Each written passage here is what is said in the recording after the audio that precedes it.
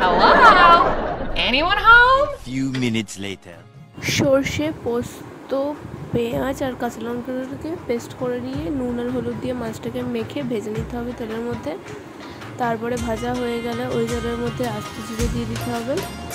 দেওয়া হয়ে গেলে এবার যেটা পেস্ট করেছিলাম সেটা এবার তেলের মধ্যে দিয়ে ভালোভাবে কষিয়ে নিতে হবে। কষানো হয়ে গেলে এবার একে একে মশলাগুলো দিয়ে দিতে হবে।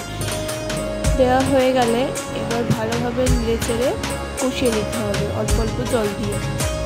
কষানো হয়ে গেলে এবারে ভেজে রাখা মাছটাকে দিয়ে দিতে হবে। দেওয়া হয়ে গেলে তার 20 মিনিট পর মতো 1 hour later. নামিয়ে নিতে হবে। নামানো হয়ে গেলে তৈরি।